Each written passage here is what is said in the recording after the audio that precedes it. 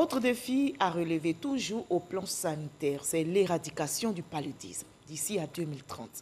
Où en est-on, où en sommes-nous avec les actions menées en Côte d'Ivoire pour venir à bout de la maladie? La question a été évoquée au Marathon du dimanche dans le journal de 13h présenté par Hamza Diaby. Il a reçu Dr Tanomea Antoine. Il est le directeur coordonnateur du programme national de lutte contre le paludisme. Je vous propose un extrait de leur entretien. Le paludisme est en régression, mais demeure toujours la première cause de mortalité, la première cause de consultation en Côte d'Ivoire. Parce que ça représente toujours 33%. On est passé de 50% à 33% le motif de consultation. Et donc, tout à l'heure, on disait, le paludisme, la mortalité du paludisme a baissé de 50% en 3 ans.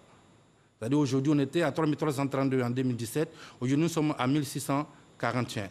Et cette régression de la mortalité continue. Ça, c'est le nombre de morts par an. Le nombre de morts par an. Oui.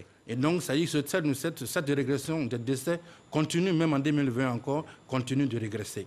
Et aussi, là où on a vu qu'il y a une bonne régression, il y a une bonne prise de conscience de la population aussi, c'est le taux d'utilisation des moustiquaires. Elle était de 33% en 2012, aujourd'hui on est passé à 63%. Il y a une bonne progression, mais on n'a pas atteint encore le taux qu'il faut, parce qu'une fois atteint 80% de la population doivent utiliser la moustiquaire.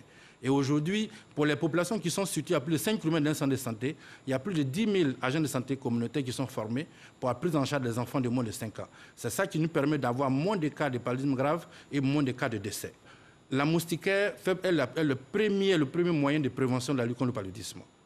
Donc, si nous dormons sur la moustiquaire, nous sommes sûrs de pouvoir éviter vraiment le paludisme. Notre objectif, aujourd'hui, c'est d'éliminer le paludisme. Et donc, nous avons un plan stratégique 2021-2025 qui va nous permettre d'aller à la pré-élimination d'ici 2025 et aussi tendre vraiment vers l'élimination d'ici 2030.